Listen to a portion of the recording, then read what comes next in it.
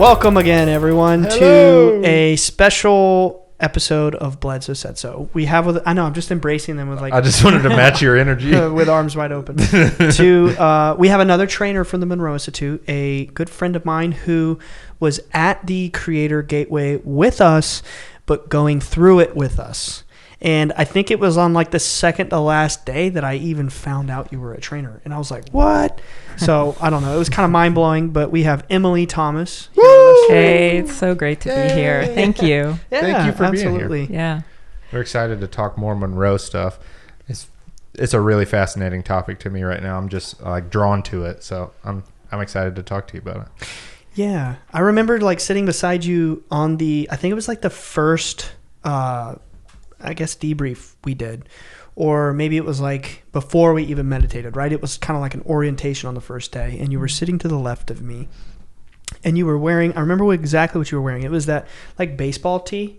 You remember the Monroe one? Yeah. Right? You were wearing that, so and I look over, and you're just sitting there, and I was kind of like nervous about introducing myself to everybody, and I was just like, hi, I'm Ryan, and you're like, hi, I'm Emilie. Oh, cool, and we got to talking, and I don't know, I just remember that moment before the experiences, like knowing you. And then I remember after just completely viewing you in a different light. And I think where that shifted for me, I wanted to wait till your episode to tell this story. I don't know if you remember this, but there was one time in the cafeteria, I think it was for lunch one day, where I was standing beside you. We were getting our food, and I was like, that was very stressful. It was the first time I went out of body. It was kind of an accident. And I was explaining to you that I was freaked out. And you looked at me and you were like, dude, you're fine. Like, do you remember this? I think so. Yeah. Yeah. You were really blown away. I know. You were. Because it was like intro to out of body. And you were just like, oh, you're totally fine. It's normal. And I'm like, yeah, you're right. You're right. Yeah. I'm fine. I'm fine. Everything's fine. It's fine. I was really freaked out. But then from that moment on, I just was like, I don't know. I just felt like such a comforting energy from you. So. Oh, thanks. So was the Creator program, it's like a version of Gateway, yes? No, it was Gateway. It is Gateway with cameras and Yeah. microphone. Okay, Yes. okay, I get it. So how many, if you have an approximation, how many gateways have you done? Well, I have only done, and this has been in training to be a residential trainer. So I've done 4 in terms of training to train gateways. Yeah. I've been or attended 2 gateways. And then before I ever did any of that, they have the Gateway Voyage kind of on CD. And so I had purchased that whole series long, long ago and did it over and over and over and over again. That's a benefit that you can do at home. That's cool. I didn't know that was a thing that you could do. So that begs a really important question for the listener at home who might not have the funds or the resources to make it to the Institute. In your opinion, Emilie, do you think that this is like a great starting point for individuals to, like, will they get the Gateway experience from listening to these tapes? They will get close to the Gateway experience. Okay. I mean, what happened for me was that was exactly what happened. Was I didn't have the money and I didn't have the time. I was young and I was poor and working and all of that. So I couldn't take a week away, and I didn't have enough money to pay for it. And so it was still a substantial outlay because, I don't actually even know how much it is now, but it was several $100s to do that. But you could do it a little bit at a time and get a few days at a time. Yeah. And it provided me with the beginnings of the skills to get to the different focus levels, to get to these different meditative states. And yet I could do it in the comfort of my own home. Yeah. And at your own pace. And at my own pace. Yeah. So I could do one particular one over and over and over again if I liked it. Yeah. And so at the time, it was life-changing. I'd already been very familiar with Monroe Institute anyway, but at the time, it was life-changing. It was exciting. It was mind-blowing. It was all the things that Ryan was just saying, freaking out. And you can have all these amazing experiences. And so it's a wonderful way to begin. Absolutely. Yeah. It does not quite compare to being on campus and doing Right. it for a week, Yeah. though, because once I did that, I was like, oh, okay. I need to come back here. I need to find some way to be able to do it. Yeah. It's a social thing too, you're like experiencing it with people. And yeah, I mean, nothing could ever compare to the in-person experience. I totally get that. But it sounds to me like you kind of go way back with Monroe based on what you're describing. Yeah, it's been sort of in and out of my life. So when I grew up first in New Jersey, and I was always kind of like a weird, mystical kid anyway, and having out-of-body experiences when I was really little and things that I didn't know that that's what they were. Wow. But I had plenty of things like that. And fortunately, I had the kind of parents who didn't try to talk me out of anything that I told them. Good. So I was able to just kind of experiment with it. When I was 16 years old, my mom and my dad and I decided to move to Virginia. And one of the first houses that they looked at was very close to, as in within view of the Monroe Institute. No way. That's the first time I heard about them. Yeah. Wow. So you were a kid. I was a kid. I mean, I was 16 and I was standing there in front of this house that we almost bought. And the real estate agent was across the street going, and down there is the Monroe Institute. And God knows what she thought. She was like, they do some weird things. Yeah. And so I remember that. I mean, that's sort of like, etched in my memory. Yeah. And then after that, I kind of went through my own phase of agnosticism and atheism, and I was a super rationalist and all of this kind of stuff. And then a friend of mine read the books. That's always the start. And then I found the books. Yes. Yep. The books. So, and ended up doing an internship. So when I was 18 or 19, I would go and visit. Oh, that's so cool. I knew none of this. This is amazing. I didn't even know they did internships. They probably don't anymore. I mean, but it was a brief thing. Right? Yeah. How cool to be 18, like doing internships at such a spectacular place. Yeah. That had to be so cool. What does that entail? Like working the microphone? I know, right? I have no idea what he did. He's like, that place changed me. I now that you say that, I have no clue what was going on. I interned at Monroe this summer. Yeah. All I cared about was being able to get on the grounds, because the grounds are mystical. The grounds are powerful. The energy there. Wow. And so that was when I first started hearing about the binaural beats and the meta music and all of that. So that's how that really, began. You got thrown in. I was thrown. You got thrown. She moved. She was the girl next door. Yes. Literally. Wow. Like the whole time. I didn't know any of that. That's like really an amazing background, Emily. That is so cool. It's like your destiny was to be where you are. It would not leave, Yeah. It just came in and out. Yeah. Wow. When you went after an internship, did you at that point know, like, roughly kind of what it was about? Like, it wasn't even that. It was a friend of mine, and I went to visit. So I wasn't even the intern. Wow. And, but I didn't know.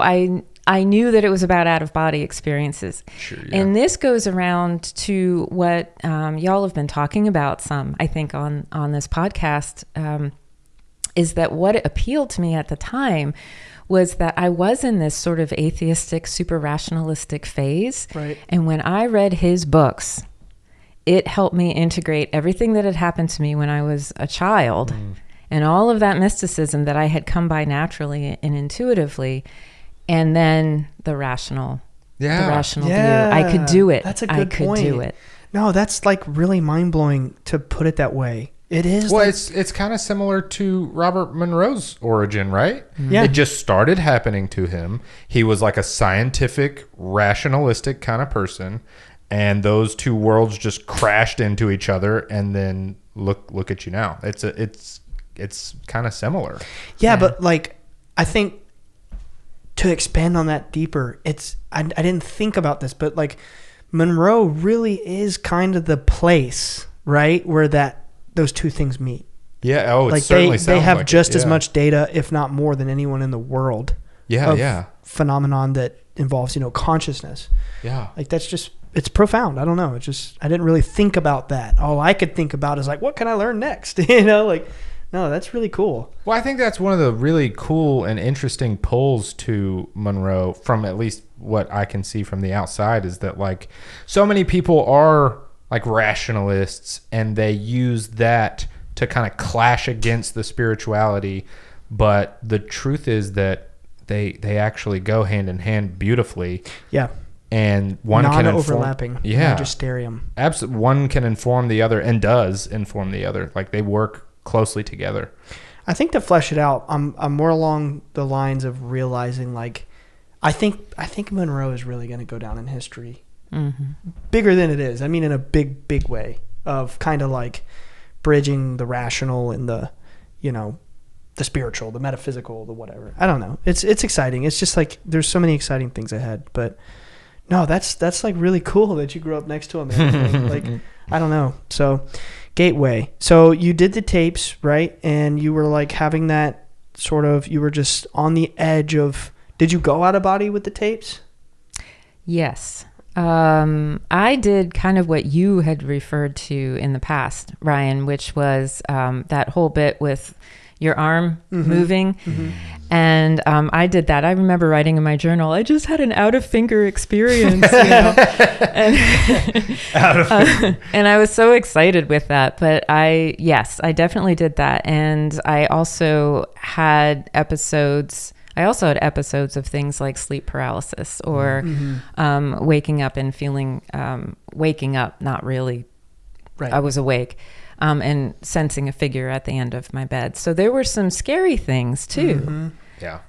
But I think that one of the other values of Monroe is that it's allowing, with support and with energetic support, with personal support, and with trainer support, it's allowing people to have these kinds of experiences and kind of be held along the way. Yeah. And guided.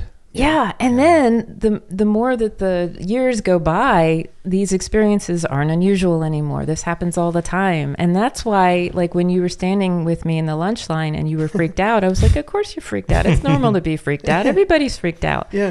Even normalizing freak out can be helpful. It helped. It truly helped. Like it changed the whole course of my day, and I was like, "No, you're right. I am fine. I'm still here. I'm fine.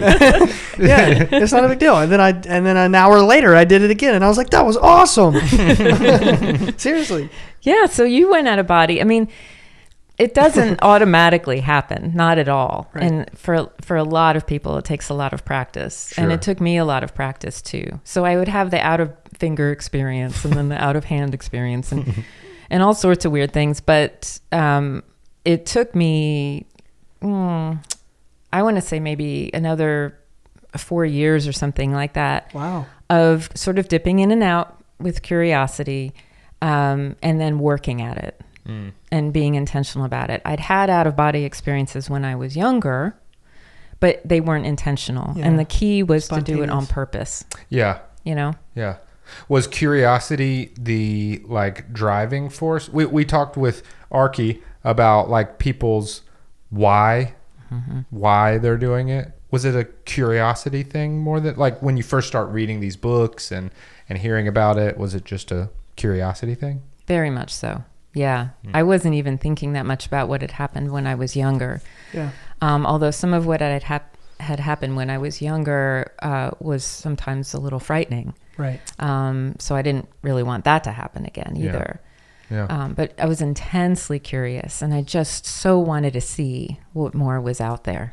Yeah. So were you maybe like blocking those experiences from your younger years, or were you more so like not necessarily yet making the connection between the two, or like? I kind of think that my unconscious had already made the connection, and yes, it took a lot of effort because I think I was blocking it. I was afraid that those things were going to happen again. Yeah. So like kind of down the road, you realized maybe there was a connection there. Yeah. That's really cool. Kind of like it sounds like what's going on with him, like with all the sleep paralysis stuff. Like it can be traumatizing. It can be really scary. I've had it once or twice, and it's freaky. It's just, I mean, especially if it's happening to you when you're a kid. Yeah. And then like going like fully out of body. I mean, if that had happened to me when I was like with no education, none whatsoever, like I would be particularly freaked out. And that, yeah, it can be very rattling. It can have permanent effects on you. So, I mean, yeah, that doesn't surprise me. But it's good that you have had enough experience with this now to know that like it's not scary, it's not a bad thing, nothing bad. It's got to be healing in a way. Yeah. You know? Yeah. It's kind of a full circle phenomenon in a way that you can sort of reframe it into something natural or into something kind of magical, really. Yeah. And it also affirms just how powerful we all are. Yeah, absolutely. Yeah, it's very empowering for sure. Like something, I told you this a couple hours ago, but I'll say it for the listener. Something that came through to me at Monroe, I haven't said this on the show, I don't think, like on the 3-part series. There's a lot of things that came to me that I wasn't ready to share, or maybe I felt like, I never will because it's personal. But something that came through to me is like, our whole lives, people would message my dad, or they message us, why you? Why are you having these experiences? Why do you think, why you? So we did this exercise, right? Where it was like, ask your higher self 5 questions. So one of my questions was something like, why is this happening to me? Or when did this start for me or something? And something that came through to me, and it honestly was life-changing for me, was you are not special because everyone is, right? Don't worry so much. Don't think about it. Everybody is special. You are light beings walking amongst the earth, basically. Like that's the reality of what we are. Like we're all special. We're all from a special place, and yeah, that was very perspective shifting for me. That was like a comforting thing for you to... Oh yeah, it gave me the answer I've been seeking my whole life. Like, yeah. It doesn't matter to think about some grand reason why things are happening to me, because everybody has a grand reason for everything happening to them. It's a paradox in a way. Yeah. It probably made you feel a lot less alone. Yeah, it did. I told you might remember this, guys. On the last day of the Gateway, I was like, oh my God, I finally don't feel like I'm alone in my life. Like I've always felt like everywhere I go, I'm the crazy one, or I don't have anything to relate to. And then coming here, I was like, I finally feel like I'm normal. You know what I mean? And I'm sure you've probably felt the same way, when you started going out of body. But enough about me. So, yeah, so you start going out of body with the tapes. Now I'm curious what it was like when you went there for the first time. It was extraordinary. And by the time I got there, I was going through a period in my life where I had sort of unbelievable work stress. Yeah. I was directing a local counseling center, and I won't get into the details about that, but it was just really traumatic, some of the stuff that was going on administratively and everything. And by the time I signed up for that Gateway, all I cared about was the fact that I got to lie down for a week. I didn't care what happened. I needed that too. Wow. I get it. Just let me lie down and I don't have to be responsible. That is so real. You were tired. Yeah, that's real. Oh my God. I did not care. Yeah. And also back then, they don't do it as much now because of the cell phones and the need to be in touch and everything. But back in the day, they would come around with this basket and they would make you put your watches in the basket. And then there was no time for that entire week. You only responded to bells when they would ring the bell for dinner and lunch and, to come back, to do a meditation or something. So you lost sense of time altogether. Yeah. And there was no calling home, and there was no... It was great. They really needed. So, and I think it was the very first exercise. I was lying down, and again, I was a little familiar with it, and I sensed 4 beings, 2 up by my head and 2 by my feet, during the exercise, and then I could sense sort of them putting their hands in my abdomen and sort of opening it up and like messing around in there.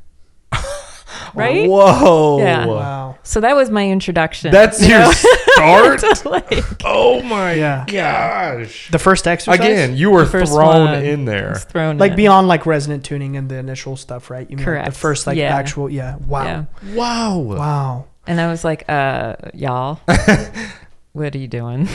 You know? That is intense. Wow. Yeah, that's a lot to process. I don't know what I would think. When I asked what they were doing, they said, we're breaking you.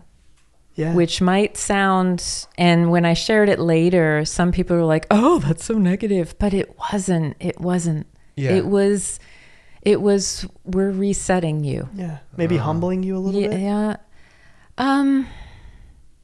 Maybe. I felt it was more like we're taking you apart and putting you back together. Yeah. Yeah. Yeah. That's Wow. really cool. Was that a scary feeling? It was just odd. I don't know. I think by that point, you know, You're like, I I'm was on like, the ride. whatevs. I'm on the ride. If it's going to happen, it's going to happen. Wow. Take my guts apart and rearrange them and everything. That's fine. Whatever. Welcome to Monroe. Yeah. Man. No, the sense I get from that though is like, yeah, like I know you said they're like resetting you or they're taking you apart and putting you back together. It's like, that's crazy because, I mean, first of all, I don't know what I think about that. That's a lot to process, but yeah, it's like if I had to guess, it's, you know, you had these experiences as a child and it was very frightening, and because it was so frightening, you had a certain philosophy for years and years and years. So maybe that was your resetting point. Where it's like you could start over, and I mean, it's like now you're literally teaching this. You're initiating countless others into this experience now. You know, like where you are now is so different from where you were then. It's like crazy. Wow. So were you there for the creator? Yeah. Yeah. So Yeah. how was that compared to the average gateway? The average gateway. I don't know if there Well, is maybe one. maybe average is the wrong word. Yeah. The baseline there is very high. Yeah, sure. Very high.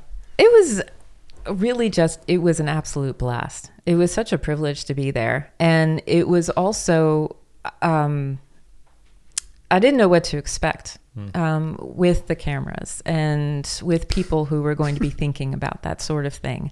Yeah. And it was a little like, you know, what if they say, you know, negative stuff, or I don't know. Yeah. I never even thought of that. Yeah. I mean, they could, people do, and have the right to if they have a negative experience. It wasn't about trying to make sure everything was only positive. Right. But yeah, I had been asked to be a participant as a kind of support, along with another one, Ignacio. And so I didn't really know what to expect going in, or if there were going to be cameras around all the time and, you know, all of that. And from the very first day, everybody, including you, Ryan, was so warm and so pleasant. I just knew it was going to be so much fun. So I had kind of a parallel process in a way, because first of all, I was a participant, but I was still supposed to be in a I don't know, a representative kind of role, I guess you could say. Yeah. And so I was sort of paying attention to that and really enjoying interacting with everybody. And then I was also doing Gateway 2.0 Right. for Yeah. me. Yeah. And so was going into the exercises as a different person, as a person who more than a decade had passed since I'd done that first one. Yeah. And I had a whole other range of experiences that were right for me at the time. So it was, again, an absolute blast. Yeah. You guys were a masterclass. Like, I think the more I talk about this with you guys and sort of like the curtain is pulled down, because, you know, when people in the world think about Monroe, it's this, I keep telling you guys, it's like, it's this big mystique. It's like, you know, declassified gateway, CIA tapes, and, you know, like that's how the ordinary person thinks about Monroe. But in reality, it's just amazing people like, you know, Emilie and Archie and, you know, Ignacio and Alan, and it's just a bunch of people with their heart in the right place running this profound institution. And like the curtain comes down and you're like, wow, this is really freaking awesome, right? The more you guys are telling me about like the stresses you felt and like the anxieties you had hosting this thing, it blows me away more. Like, you guys handled this with so much finesse, so much just mastery. Like, the way that it went off without a hitch. There was not a problem. There was not a, I mean, to my knowledge, if there was, no one told me, right? Everybody got along. There was not a flaw in the plan. It just went perfect. And like, I had no clue you guys were so stressed, and it makes sense. What if someone came and they're like, "Oh, this place sucks"? Yeah. You know? Or also another concern was like one of the things that I was thinking about is like, does the introduction of the camera take you away from the experience, kind of thing? Which I think you guys said, They were worried about it. Kind of worried about that as well. Yeah, that's another one. But I mean, it sounds like it didn't hinder anything whatsoever, which is great. Well, do they always, when they do a gateway or any of these classes, do they always have the trainers or representatives in the class as well with whoever else is taking the course? Do you mean like in the role that I was playing that time, or? Yeah. Like if on a typical, I'm not going to use the word average, on a typical gateway experience, would, like, let's say you have a class of like 5 people, would they typically also put in a trainer to take the class with? No? Okay. I think that's cool. I think that's that's special, because they kind of serve as a guide, and they're like jumping in the water with you. It's like I told you, dude. I didn't know she was a trainer for days. Oh, yeah, I found out later, and I was like, really? Right. Because we were doing everything together. The exercises, the debriefs, and it was just the whole experience. It was mind-blowing. Yeah. You know, I knew Ignacio was a trainer because we had correspondence before, with Emily and everything. But yeah.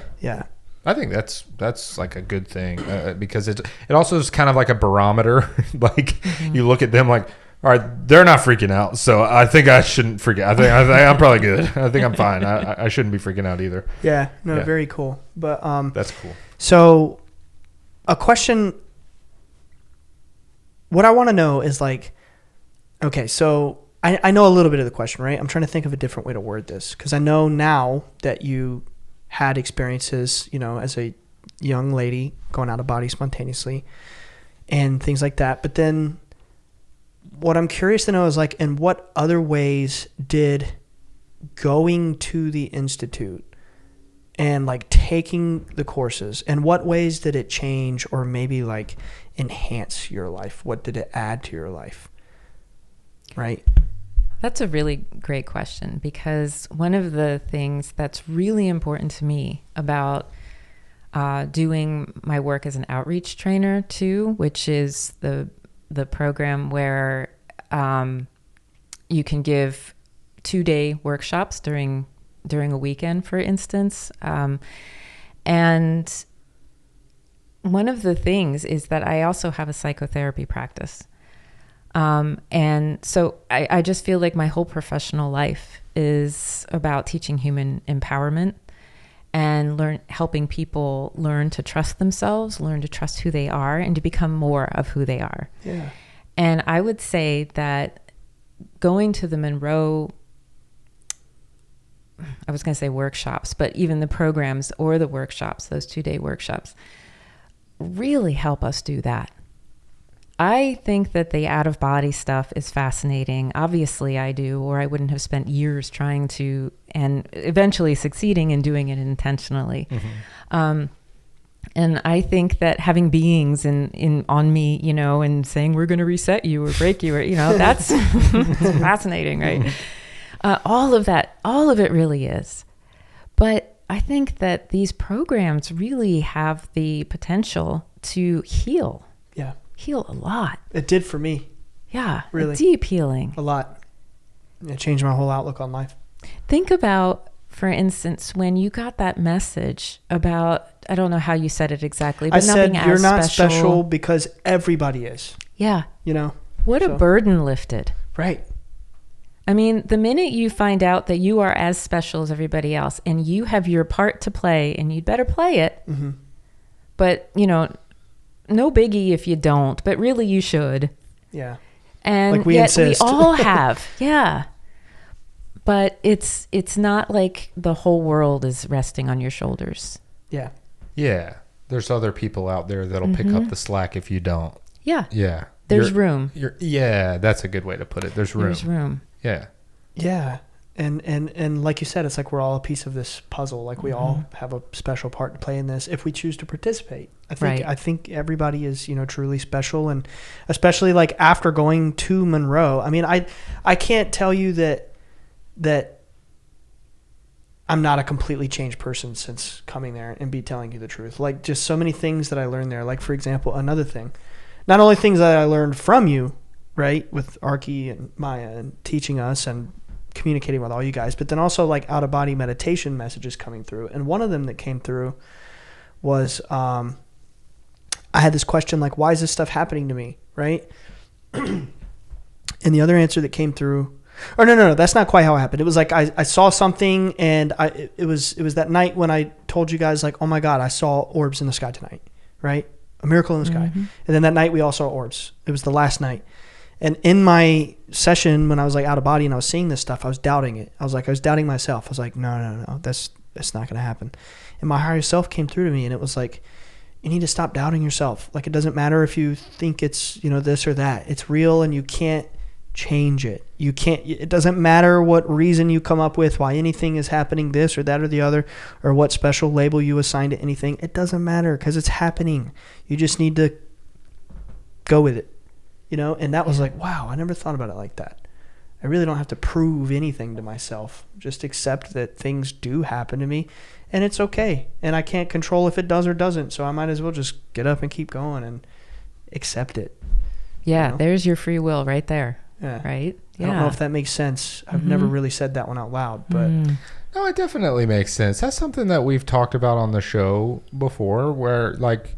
in your life, there have been points where you feel this need to just like prove it to people, and like I gotta make them believe, and like I gotta make them see what me and my family have been going through, and they have to know that it's real and stuff like that. So I mean, learning that like it's happening, it's okay, and you don't have anything to prove to anybody. Not even yourself. I needed to prove for me. But it's like, no, you don't.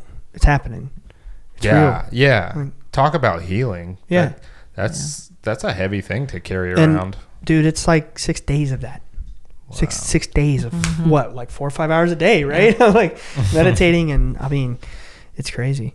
Yeah, that's a heavy thing to carry around. So like not having to carry that around anymore has got to have you feeling like you're floating. I came back smiling. Yeah. I came back. I was like, what's up, guys? I'm home. Yeah. It's funny. The day after our gateway, which, by the way, I did miss 2 exits. Oh, you yeah. did. That's a thing, right? Yeah, because for those listening at home, they tell us on the last day, they're like, you need to ground. People have reported missing flights and getting stranded, missing exits on the highway. I literally missed 2 exits. The day after that, like literally 24 hours after being home, we drove to Raleigh, and we were together with like 15 or 20 of our friends, maybe more like 15 of our friends for his 30th birthday. And it was like this big party. I was so worried to go. I was so worried, like I'm not going to be able to blend in. And I got there, and I was just like, I love you all. I love everybody. This is a fun time. This is amazing. No, I was so worried. I was so worried the energy would clash, and it didn't. And there was at one point in the night, I don't know if this is normal. Maybe you guys could like, I say you guys because Arky's sitting right there, but you're the one with the mic. So I don't know if you could like comment on this, but like definitely for days after leaving, there was a lot of crying. Oh, sure. Yeah. A lot of crying. And that's not common for me. I grew up with a grandpa was like, suck it up. Like, you don't cry. And to me, it's like a thing. I'm not a big crier. But after Monroe, that has completely changed. And, it was like anytime I would think about it randomly, it would pop into my head. And then I would just start crying. And all these thoughts would come to me. It's like, what if it was a one-time thing? What if I never get to experience that again? And what if I never get to go back? Just all these thoughts cycling through my head, and I would get emotional. I know that's not true. Right. But it impacted me so much being there that it just, I don't know, just like opened up this well of things. So there was one point at the night when I was at his birthday party where I had to step outside for a little bit because it popped into my head, and I was like, I got to go outside. And I went outside on the back porch. I sat down and I looked up, and boom, I saw an orb, and I was like, I'm good. And I went back inside. But were they? I'm curious because like that's a big emotional release, and I mean obviously, goodness, the amount of things that are happening to your emotional state while being there, like there's got to be some residual feelings afterwards. Were they like sad tears, happy tears, fearful tears, a mixture? All of them. A combination of all. I don't know. It just kind of like opens you up.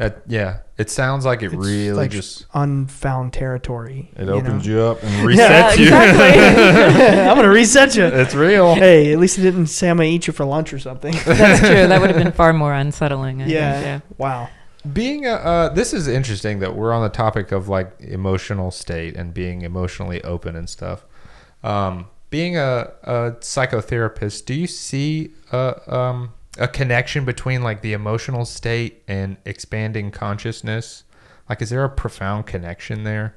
Because I've heard things like that. Yeah, for sure. Yeah. I feel like what happens is when people expand their consciousness and they become more aware beyond the filter that they're normally using in every day, because that's a lot of it, is our consciousness is and our brains are a kind of filter. Yeah. And, you know, once we start to loosen that filter a little bit and allow a little bit more in, then something kind of like what Ryan is describing, where you were able to let go and release and cry. And that wasn't a sad cry. It was a free cry. It was something releasing. Yeah. That's, you know, yeah. and loosening. Mm-hmm. And one of the things that I was thinking about when you were talking is that the reality hasn't changed, but your relationship to your reality. Yeah. Your relationship to all of the phenomena that you've experienced in your life has changed. And it sounds to me anyway, like it's gotten a bit lighter. It's more joyful now. Yeah. Yeah. Lighter. Yeah. So, I mean, he's a perfect example, I think, of the expansion of consciousness and how that can affect the emotional state. Absolutely. On a daily. I wonder also about if different emotional states could cause like a different experience with expanding your consciousness. Like if being in a sad or depressed emotional state would make it more difficult or maybe easier, or, you know, I wonder if there's a connection between the emotional state and consciousness in general. That's just something I think about. I think one thing that we've seen, especially in, you know, the psychotherapeutic world, is that if somebody has had a lot of trauma in their life, and if their way of relating, for instance, maybe they have a lot of huge emotional ups and downs, many times, not always, but many times, sometimes when they have sort of altered states of consciousness, the stuff they experience might be a little more frightening. Mm-hmm. You know, so they're kind of going into it with maybe a kind of a chaotic or a disorganized or a generally frightened aspect to them and an emotional state. And then when they are in a state of consciousness in which the very speed of their thoughts is determining their reality and what they're observing, then what they're going to create or experience might become more frightening to them. And then the opposite can be true, right? Is that if you're feeling really, really wide open, then you might have a lot more light experiences.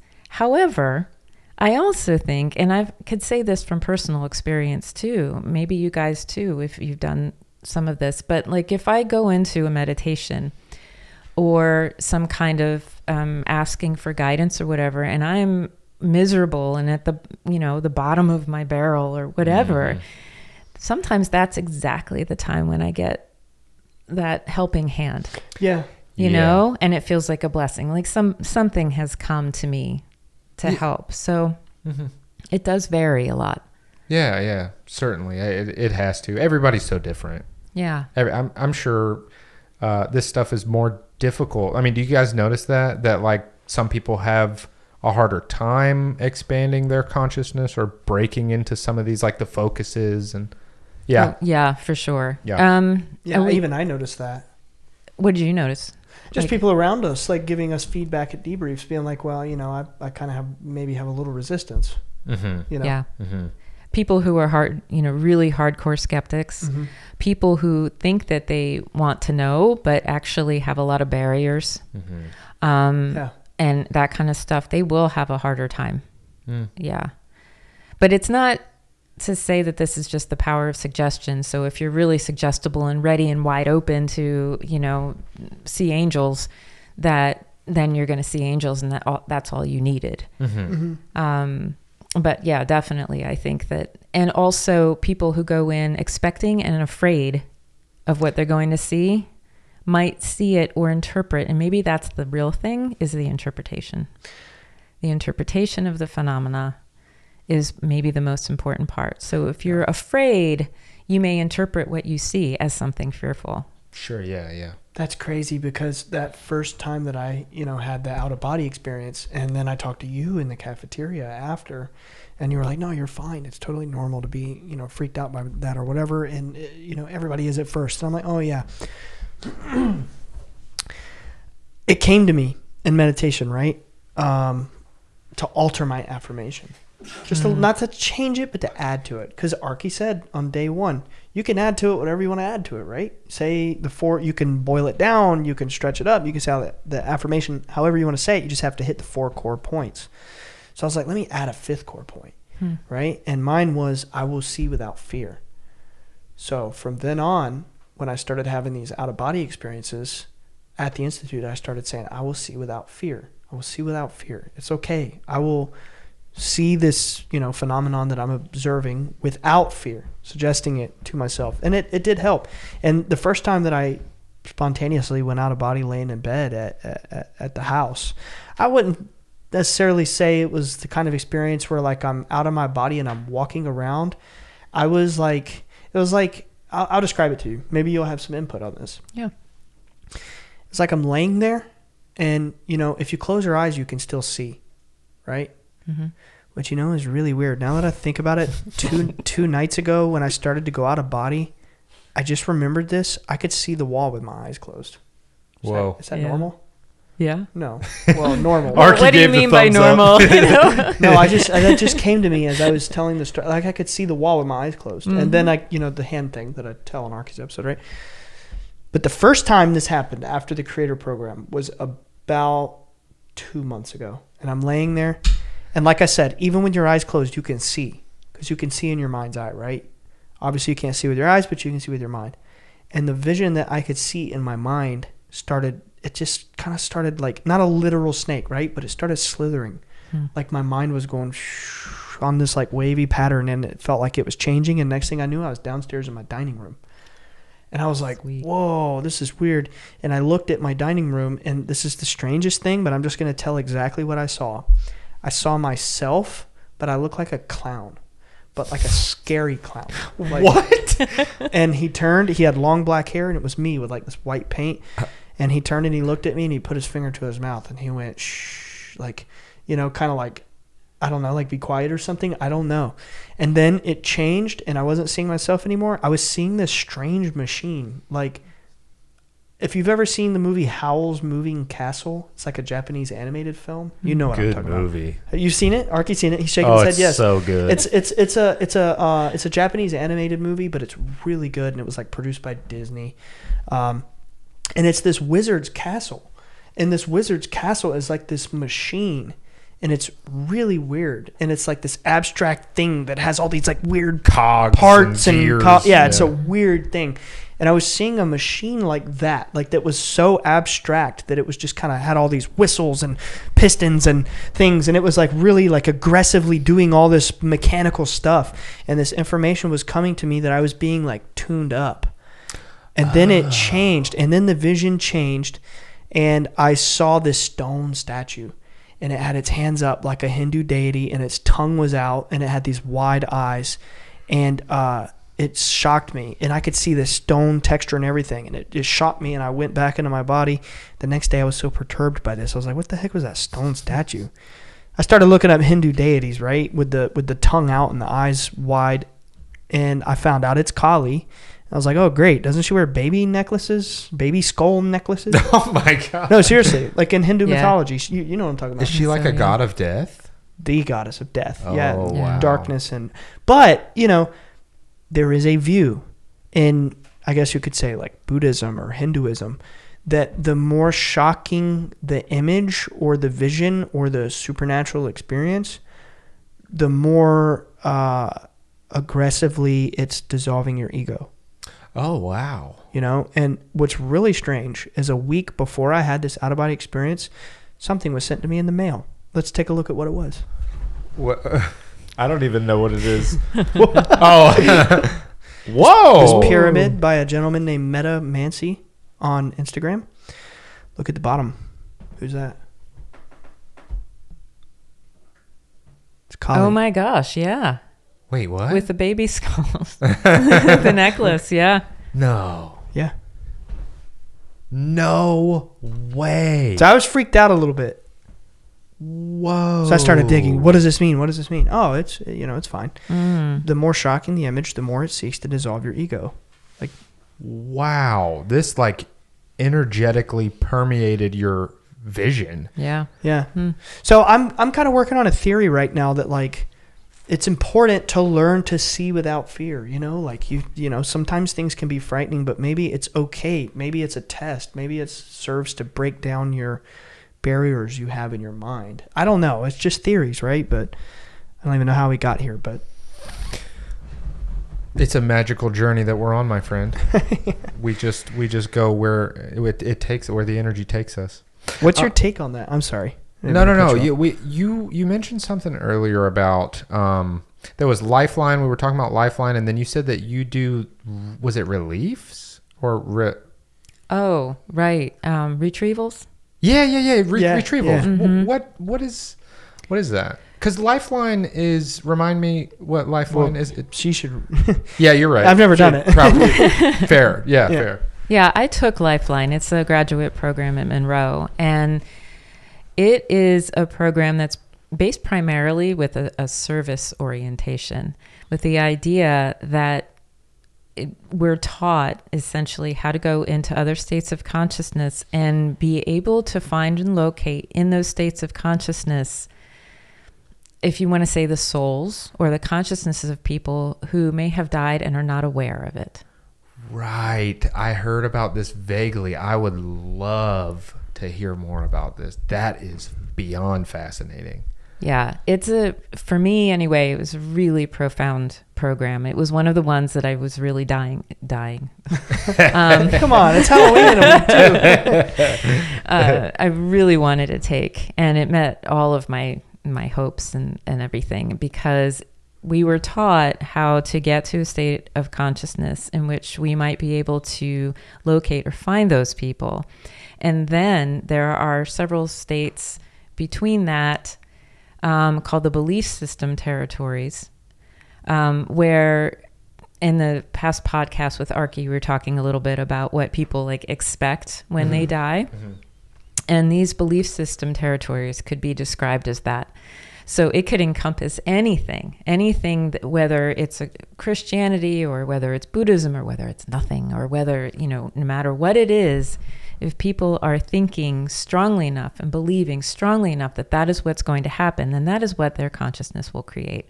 And so in those states of consciousness, those are the belief system territories. So it's like thought forms, right? Kind of like we can be trapped in thought forms of fear at death if we have bad ideas about death, right? We could. Yeah. Right. We could. And you help those people. Yes. Yeah. And it could be people who aren't aware, like, as you were talking about, I think, then, where you don't believe in anything, so you still think you're in your physical body and you've got a ghost, right? Right. Yeah. And so that's a possibility.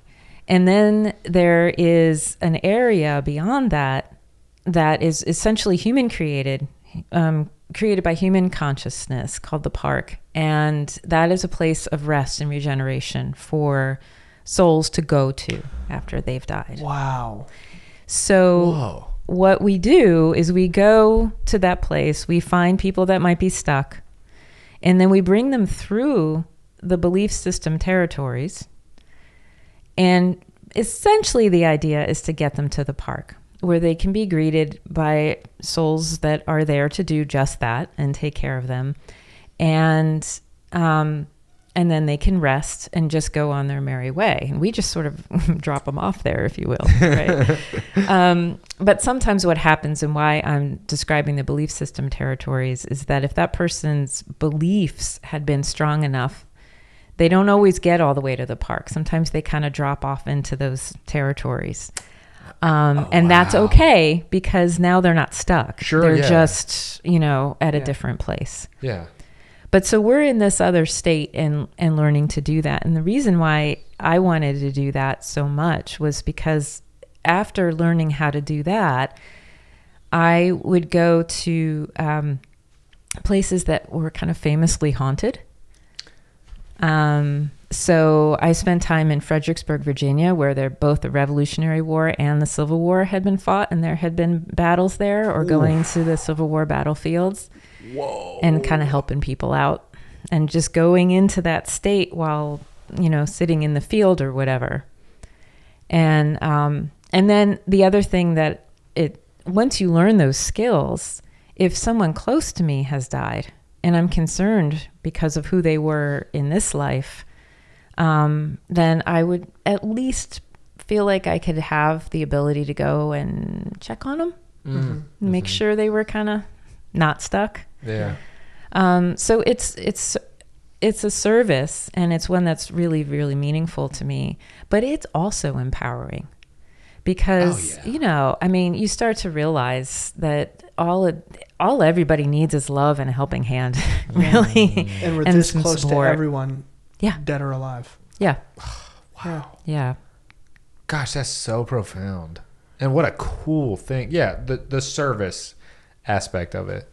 Like, with great power comes great responsibility kind of thing. Mm-hmm. I find that really admirable, because you could do this kind of stuff and have these experiences and explore, but to have the opportunity to reach out and help beyond the physical realm is like, It's so mind-blowing. I don't think there's enough people submitting applications for that job. I think we need a lot of people on that job. It's hardcore. That's incredible. One thing that was really cool that kind of blew me away, and I can't remember, I think it was after taking Lifeline. You guys may have seen this, but it was I think it was a Brazilian movie called Astral City. I haven't seen it. Astral City. I don't think so. I don't think I've seen it. And it was about a doctor who died, and it followed his life in the afterlife. And this was a movie that was based on channeled material. Oh. And so it followed his life in the afterlife. They, interestingly, for what it's worth, they called him a suicide, even though he hadn't actively committed suicide, but because he so completely ignored his health issues, they still called it that. Wow. In the afterlife. And he had this experience that we're talking about today, where at first, because he didn't believe in anything and he'd been negative enough and bad-tempered enough, when he died, his experience was one of darkness and it was really scary. Right. And he had to sort of awaken and open his eyes in order to move ahead and beyond.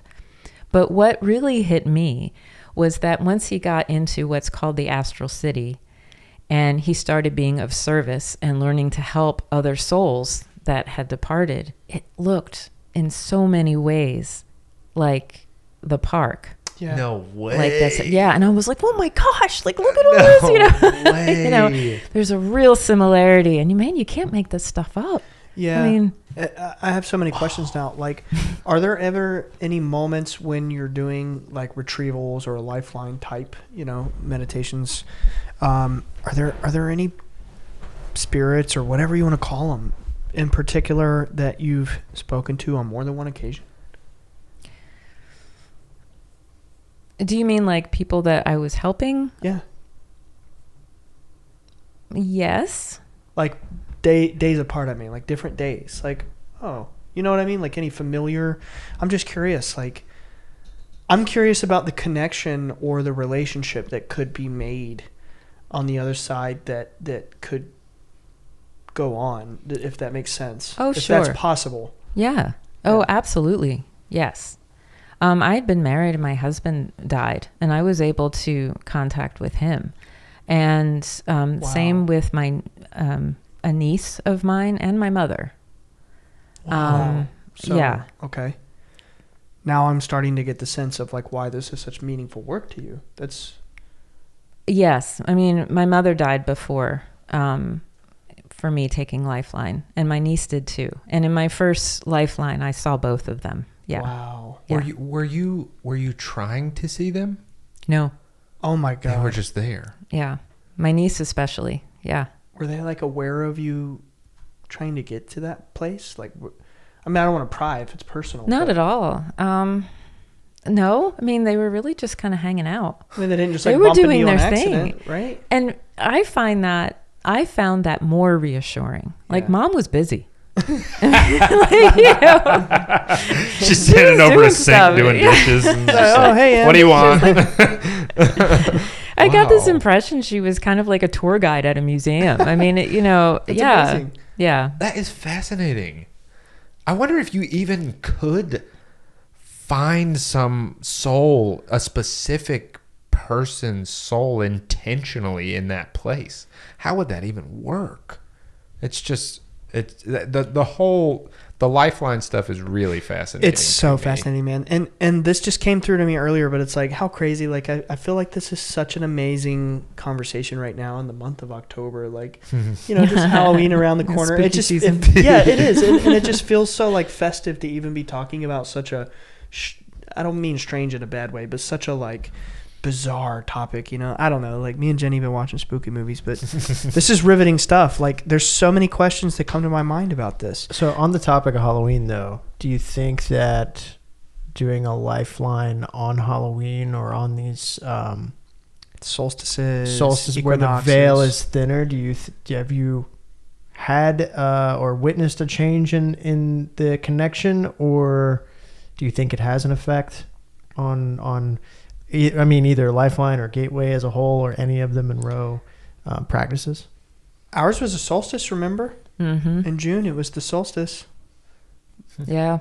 We had that. and the full moon, super moon.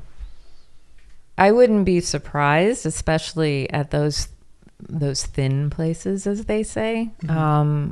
But I would say from my own experience, though, that my intent counted for more than anything else. Yeah, I think. that's a great answer. Yeah. Yeah. I think that's true for everything, right? Like, those things don't necessarily matter, but then again, it's like they do, you know? It's weird, but, you know, on a full moon, we have trouble sleeping, and Well, the traditional stories about these like solstices and like All Hallows Eve and like whatever is that just like random weirdness occurs, right? Yeah. Like things just kind of slip through and stuff like that. But I think what you said about like your intention counted more than anything else. That's really the kicker. Like, Yeah. you know, the random stuff happening, who knows? Maybe it's a thing, maybe it's real, maybe it's not. But the truth is the intention will get you there no your matter. consciousness. That kind of focuses it all. Yeah. Yeah. Don't- And if there's yeah. more random weirdness, all you're doing is focusing more of that, maybe. Right. Yeah. Yeah. Yeah. It's like, it don't matter if it's spooky day or not. Like, your intention will get you there. Yeah. Yeah. That is so cool. So you said it's empowering, like, you know, doing the retrieval work. And I'm just curious, like, I'm curious about the changes that came over time about, like, how you viewed your relationship to yourself and the universe, big picture, when you started to have proof of communication with the other side, you know, through doing the Lifeline work and all that. Like, how did your thoughts about things generally change? Honestly, I don't know that my lifeline work changed a whole lot for me in terms of my relationship. And I think that's because those were some of the things that ever since I was a little kid, Okay. I was always seeing others and or feeling them or sensing them. It was such a part of my life. So this lifeline was kind of like giving me the tools to do something with it. Okay. That makes sense. Yeah. I do think that some of the other programs helped me, helped empower me and give me the tools to sort of live out that life of service or what I'm trying to be. And kind of like what you were talking about of also understanding what it is to not be special, to just have my task. All I have to do is this task, and the rest, try to get some joy while you're here. Yeah. Yeah. You know, just do your part and then try to have some joy. Yeah. You're not and love Atlas. as best you can. Yeah. Yes. It's not all on you. You play your part. If you're a cog in the wheel, that's just as important as every other cog in the wheel. Yeah. There's something really beautiful about that. Yeah. Yeah. There's so much less to fear. And then the less you fear, the more everything opens up too. Yeah, the more you attract. That's a hard lesson to learn. That's like threading a needle, you know. It's very hard to learn. Have you done MC squared? I have not. I'm very curious about that one. Maybe that's your next one. Well, I'm thinking guidelines Oh, based off right. of a conversation we may have been having, but that's, you know, we'll see if the universe aligns there. What's the deal with MC squared? That's like energy. I mean, you could probably fill in a little more, right? It's like basically like spoon bending type stuff, and like using your mind to like kind of like alter things. Yeah. Light bulbs. Yeah, lighting up light bulbs. It's like psychokinesis. It's like psychokinesis type stuff. God, it's a program. Yeah. It's called MC squared. I'm not sure what that stands for, but that one really resonated with me. I definitely want to take that one. And guidelines. I was going through the website the other day because I had to do a research assignment for an undisclosed Monroe project I'm working on. And I was just reading all the different programs and going through them, and I was just like, oh my God, guidelines. This is perfect. This appeals to me. And it's basically, it's a whole program. There's guidelines. There's Lifeline, which is the one we've been talking about. There's Heartline, which I guess that's like what, being more heart-centered. It's all about unconditional love. Yeah. Oh, I love that. Yeah. And then I think that's all the lines, unless I'm mistaken. Yeah. And MC squared is manifestation and creation squared. Oh. And what I think what it really is about, it's the spoon bending and the lighting of bulbs is a way of showing us in the physical how much we are able to manifest and change and create, right? That's the principle behind it, but that's like showing you. Yeah. I very very poorly paraphrased it, but it's you know, it's like it's amazing stuff. It's amazing stuff. That sounds awesome. And then guidelines is like, by the way, for those listening, these are all things that are after Gateway, right? So like Gateway is ground zero. Like that's where you start. That's where, if anybody out there is like super interested in Monroe and you want to dive in, Gateway, right? And then they have all these programs after Gateway that's like, wow, this is cool. I can, you know, help the dead cross over to the other side. I can, you know, bend spoons with my mind and have tangible proof of the manifestations through my will, you know. Or you have guidelines, which is like where you connect with your guides, your personal guides, and receive communication from them. And that's something I've always been fascinated in. Yeah, that's a good one. I want to meet them. yeah, I want to meet my guides. I know they're there. Dap it up. I just want to know who they are. Have a word with them. Yes. Break bread. I just want to be like, thanks, homie. I appreciate you, dog. Like, I just want to talk to them. Yeah. I know they're there, man. Yeah, I know they're are. right there on the other side. It's like, yeah, I get that, man. Like, just need the introduction. Yeah, I want to shake hands. I just need someone to show me how. Well, I mean, now I guess I know who, but yeah. That's awesome. That one is particularly fascinating to me. That one and Lifeline, like those sound like the coolest. That's yeah. It's crazy. There's a lot of incredible programs there. Are there any other that you've done or that you have like significant experience with that stand out to you? Heartline. Heartline? Yeah. What's that like? Oh, I mean, that's essentially spending just about the entire week in that heart space that you're talking about, and in learning the power of love as a force, even a primary force, I say. Yeah. Or in allowing it to be the primary force in your life. And there's a lot of different aspects to it, but it's about largely creating coherence between our thinking mind and our heart and the wisdom of our heart, and sort of in training that together. And Archie would be better. He's a trainer for it. I mean, he would be better at describing it probably, but that one was deeply meaningful for me. It is for a lot of people. I know that while we were doing the Creator Gateway, because I had lunch with Alan and Archie one day, and Amy was with us. We just sat together for one of the days that she was there, and we were just talking, and I was just asking her. I don't even remember what I asked her, to be honest. It doesn't matter. But she ended up telling me that while we were at the top of the mountain doing our thing, the staff was down at the bottom of the mountain doing Heartline. So I was like, Heartline, what the heck is that? And I went and looked it up, and that's very cool. But I thought it was very cool to know that that the staff is, going through programs and it just gave me a sense of I don't know, thinking about you guys, for example, you and Ignacio going through the gateway with us, even though you've done it many times and you teach it, it's well, I want to experience it too. Right. It never stops. Yeah. The seeking never stops. And I thought that was really cool, but very fascinating stuff. It's very profound.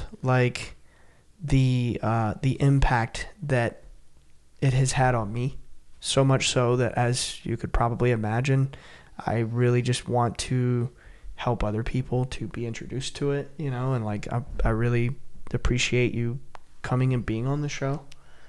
Well, thank you for inviting me. Thank you so much. It was just such a privilege and an honor. Thank you. Yeah. The honor is ours. Nice. Seriously. I appreciate it. This was great. The Institute reached out to me in March and invited me to go, and I was honestly shocked. And I don't know if I specifically said this on our 3-part series, but it's just so funny because I was invited to go in 2022. I know I told you this story, but for the listeners' sake, I was invited to go in 2022 for their first ever private UAP event with my dad and my sister and several other people. And I turned it down because I was like, well, we have a podcast and I'm afraid if I go to this thing that I won't be allowed to talk about it. And, you guys go, experience it, and tell me about it later. And they got back and they told me about it, and it was the biggest regret of my life saying no. Literally, there's not many things in my life that I've deeply regretted, and that was one of them, saying no. So this March I get an email, and it's literally, hey, we'd like you to come to the Monroe Institute free of charge to make content and videos and talk about it. So I was like, no way. You're like, yep, sign me up. Yeah, I mean, go. It's if manifest, whatever you call it, manifestation is is real. I've been dripping over my words all day. It's a leap day, bro. It's a leap day. It's a Halloween leap day. Yeah. But if manifestation is a real thing, this to me was tangible proof. Oh yeah. I literally turned it down because I was afraid to not be able to talk about it, and now I'm being invited to talk about it. They're we want you to talk about it. Yeah. Please. That's awesome. So I went, and I don't know, it just was so meaningful to me, the idea to even go and have the experience, and how much it profoundly impacted me, and being asked to help promote, and realizing who the Institute and who you guys are really as people. You're just people just like we are. We're 3 guys working a camera, where you guys are 20 or 30 people running the premier consciousness institute of the world. Well, it's more 100 trainers, but you know what I mean. Yeah. The directors who run, you know what I mean, right? Who run the organization. It's 100 trainers, but people just like us who just happen to run this place. And it's wow, this is unreal. Just seeing behind the curtain, and I don't know, I made it my mission to try to help get you guys out there and help them listening to understand, like, it's really not this mysterious place, but yet it is. But it's also not. It's really cool, and it's really fun and really exciting and really, like, I don't know, easy to get into. It's natural. Yeah. It's nothing to be intimidated by. Right. Yeah. Exactly. Yeah. Because I was intimidated. No, I don't want to go there. I'm not going to be allowed to talk about it. I don't know what to think. You know, my experience meeting people or, you know, reading about CIA tapes and this and that. And then you get there and you see the reality. Yeah. And it's just like the coolest, friendliest, funnest, just kindest Well-intentioned. people. Yeah, well-intentioned, the Yeah. environment. But then on the other side of that, like the level of mastery of the psychic, you know, the mystical, whatever. It's the technique. Yeah, the technique, the education. It's unlike anything I've ever seen. It's one of the best experiences I've ever had in my life. So anyway, I'm going on and on. I'm just really glad that you came. I'm really glad you guys would do this with us. Thank and you. I'm humbled. So is there anything that you feel like you want to get off your chest? No, I think you said it really well. But, you know, what I was thinking about was that concept of Monroe being sort of mysterious and how what it really is. And I think all of us who are there are wide open. Yeah. And all we want is for as many people as possible to experience the largest sense of self they possibly can.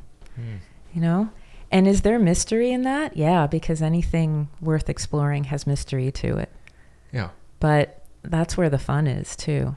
So yeah, I'm really grateful, Ryan, for all of this that you're doing. Thank you. To get it out there. Yeah. Yeah, I really appreciate Thank that. I think that this is a wonderful collaboration that is only beginning, you know, so we'll see what comes of it, right? But, you know, the sky's the limit. And, well, because you were in the studio when we did Arky's amazing episode, you know how we end the show. The ritual, the exit ritual, as he called it. Yeah. Yeah. All right. So, all Awesome. right. Bye, guys. Bye, guys. What up, homies? If you like the show and want more, check out patreon.com/Bledsoe said so. This will get you exclusive weekly bonus shows and access to our Discord community with hundreds of open-minded people just like you. If you want to represent the show, go to bledsoesaidso.com for merch. We have t-shirts, hats, hoodies, and more. For all future updates, follow us on Instagram at Bledsoe Said So. Same time next week.